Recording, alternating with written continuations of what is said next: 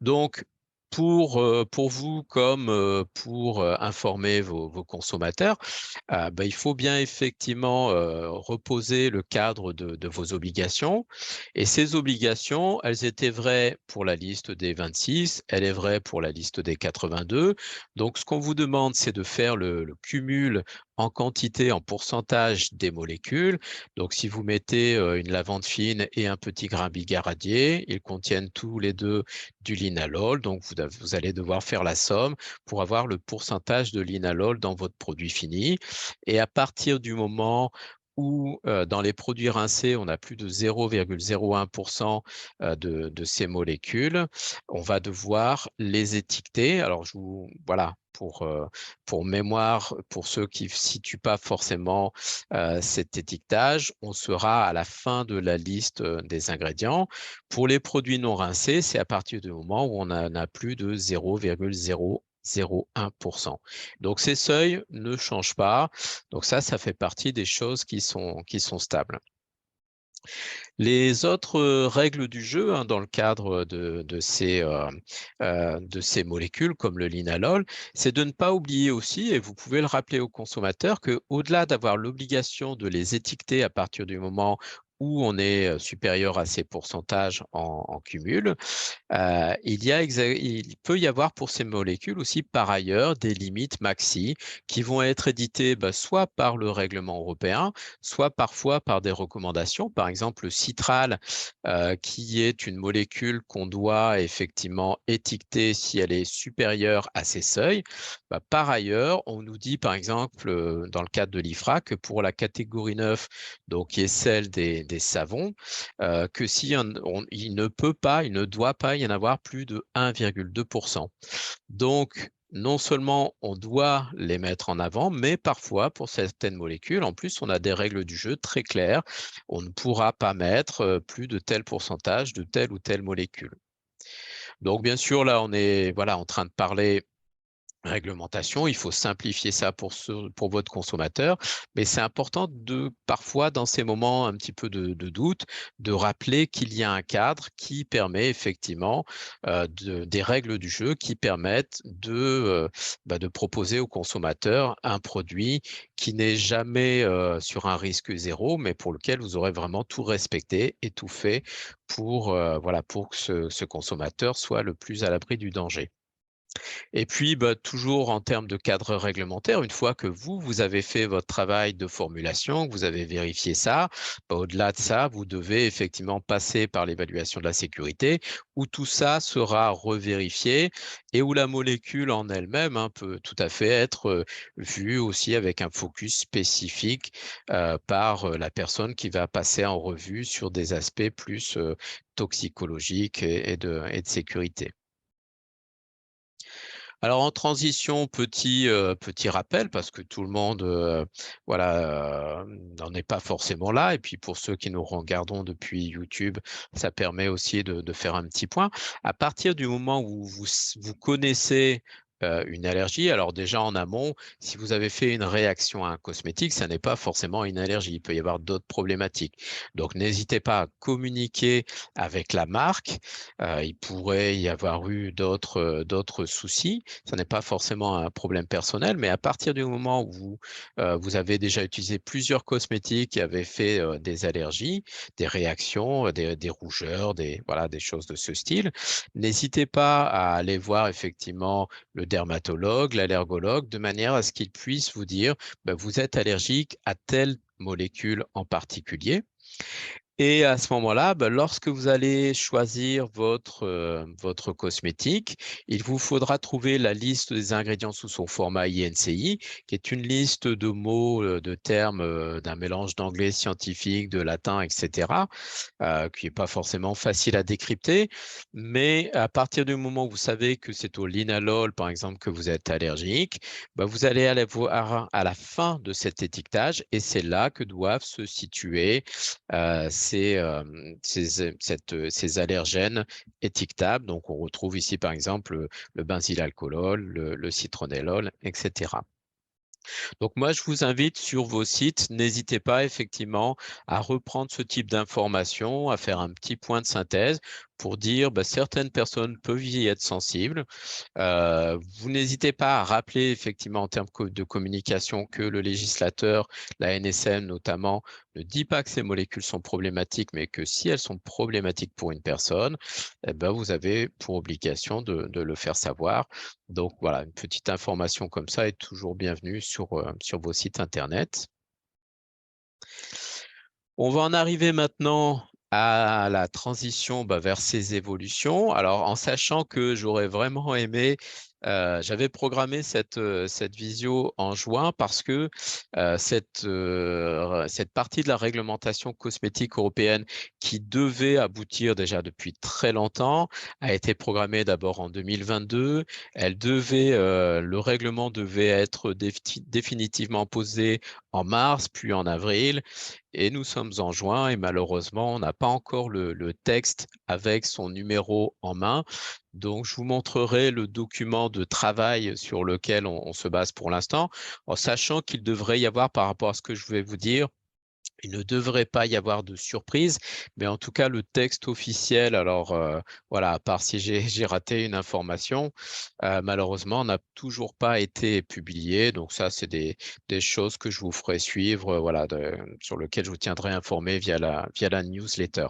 Mais donc, dans les grandes lignes, ce changement, c'est un passage, alors non pas de 26, mais de 24 molécules, puisqu'il y en avait 2 au passage qui avaient été interdites, le Lilial et le Liral, à 81 allergènes, avec cette particularité qu'on a un mélange. Jusque-là, on avait des noms de molécules et puis on avait effectivement les extraits de la mousse de chêne et puis la mousse d'arbre qui étaient cités vraiment avec leur nom latin. Là, effectivement, on va avoir plus de molécules. On en a 57 qui sont citées. Et puis, on a en plus, ce qui est effectivement une nouveauté, ce sont des extraits, c'est-à-dire qu'on va le regarder ensemble tout à l'heure. On va avoir aussi des noms d'huiles essentielles et d'extraits qui vont être listés en tant que tels. Donc, ces molécules-là, c'est la même règle du jeu. À partir du moment où elles sont supérieures à un certain taux, on doit les étiqueter sur le produit.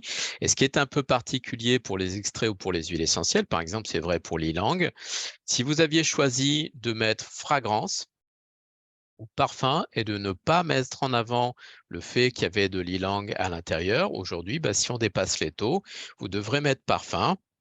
Et puis, vous devrez pour autant mettre à la fin de votre étiquette, pardon, ylang ylang ou extrait d'ylang ylang, par exemple.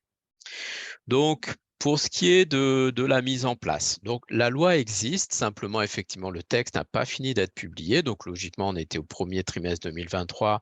On a déjà un petit peu dépassé ça. Mais pas d'inquiétude pour ce qui est de l'application. On va avoir 3 ans pour les nouveaux produits, pour se mettre au point sur cette législation, et notamment parce que ce que l'on sait, c'est que les marchands d'ingrédients, pour l'instant, ne sont pas prêts. Les fournisseurs d'huile essentielle, par exemple, non, voilà, j'ai personnellement dans les fournisseurs les plus courants avec lesquels on peut travailler, pour l'instant, les documents ne sont pas encore au point parce que justement, on attend notamment la publication définitive de ce texte, sans quoi, effectivement, on pourrait faire des documents, puis il y a un petit changement, les refaire, etc.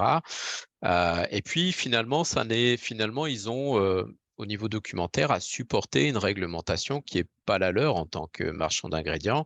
Donc, c'est à titre commercial qu'ils vont développer des nouveaux certificats d'allergènes, mais ça va être un travail énorme. Donc, on a une période de transition.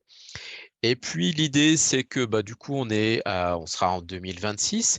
Si vous avez mis, par exemple, en 2025 un produit sur le marché et que vous n'étiez pas encore en capacité de suivre cette réglementation, je vous conseille, dès que vous avez les documents, bien sûr, des fournisseurs, vous vous mettez au point. Ça vous fera gagner du temps. Mais imaginons que ce soit le cas, vous auriez au total 5 ans à partir logiquement de la publication du texte pour finir de vendre. Voilà, quand on dit mise à disposition sur le marché, c'est-à-dire qu'à un moment donné, s'il y en a encore en magasin, il faudra effectivement logiquement en faire le retrait. Alors, Autre nouveauté, donc on a dit dans les nouveautés, plus de molécules, mais aussi des noms d'extraits. Et puis l'autre nouveauté, c'est d'avoir ce qu'on appelle des noms groupés. On a estimé au Conseil, à la Commission européenne, on a estimé que c'était bien de regrouper, par exemple, si vous aviez extrait d'ylang-ylang et huile essentielle d'ylang-ylang, on va regrouper les deux noms. Et ben, c'est vrai aussi pour certaines molécules, par exemple le citral, le géranial et le néral, qui sont des isomères, vont être mis tous les trois sous le terme citral. Avec du coup une petite particularité, c'est que cette fois-ci, le cumul, ça va être le cumul, par exemple, si on a 3 huiles essentielles et qui toutes les trois contiennent du citral, du géranial et du néral, on devra faire le cumul effectivement non seulement pour le citral, le géranial et le néral, et ensuite faire une addition citral total plus géranial total plus néral total pour savoir si ça dépasse ou pas voilà, les 0,01%, voilà, les seuils dont on a parlé tout à l'heure. Et on nous dit ici que la présence de la substance devra être indiquée sous le nom citral. C'est censé, bien sûr, réduire un peu le nombre de molécules qu'on aura à mettre sur l'étiquette. Et puis, c'est censé simplifier la visibilité pour le consommateur. Là, personnellement, j'ai un petit peu des doutes quand voilà, on a sous un nom, 3 noms, voilà, et que le consommateur n'est pas forcément informé. Bon, voilà. Ça peut arranger effectivement parfois en termes de volume d'informations à mettre sur l'étiquetage. Alors, au passage, petite question que vous vous êtes peut-être posée, c'est ben voilà, quand je dois mettre plus de molécules les unes à la suite des autres, bien sûr, tout ça paraît un peu chimique, etc. Donc, j'ai beau faire du naturel, peut-être que cette longue liste va avoir un impact sur la confiance de mon consommateur.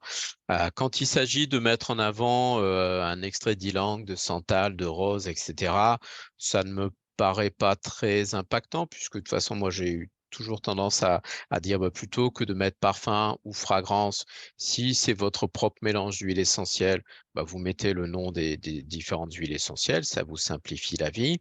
Maintenant, pour ces noms de molécules, il faudra effectivement répéter à la clientèle qu'il s'agit de molécules issues de nos huiles essentielles, hein, typiquement. Donc là, c'est un autre exemple, justement pour l'huile essentielle d'ylang-ylang. On voit qu'on devra mettre sous le même nom qui sera Kananga Odorata Oil pour huile essentielle / extract. Je devrais mettre sous ce nom groupé. L'idée, c'est que si je mettais un extrait d'ylang plus un hydrolat d'ylang plus une huile essentielle d'ylang, je devrais là aussi faire le cumul, voir s'il y en a plus de 0,01% par exemple, et les mettre sous ce nom groupé. Donc, en conclusion de cette partie, et puis comme ça, on va pouvoir à partir de là échanger sur les questions que vous pouvez vous poser. Il va y avoir des inquiétudes du côté du consommateur. Alors, d'autant plus si les associations de consommateurs continuent à faire des confusions sur ces sujets ou si les applications continuent voilà, à engendrer aussi de la confusion à ce propos. Dans tous les cas, c'est vrai que dans notre domaine, on a de plus en plus, et c'est une très bonne nouvelle, de personnes qui lisent les étiquettes. Donc, on va voir apparaître des choses qu'on ne voyait pas le mois d'avant sur son étiquette. On va se poser des questions. Donc, c'est une transition à accompagner en répétant que c'est une obligation d'information, de transparence, qu'elle est positive puisque elle permet d'éviter à des gens qui se connaissent une sensibilité à telle molécule ou à tel extrait de faire le choix de ne pas utiliser, de ne pas acheter le produit. Et donc voilà, je vous invite vraiment à partager. Donc effectivement, quand cette vidéo, alors qui est voilà, qui a une visibilité un peu professionnelle, mais effectivement par rapport à ces éléments, vous pouvez inviter vos clients à venir voir cette vidéo. Et puis tout simplement, vous pouvez aussi de vous-même faire des petites capsules vidéo, mettre des informations sur vos blogs, etc., de manière à accompagner de la manière la plus douce possible cette nouvelle transition qui peut effectivement engendrer des inquiétudes.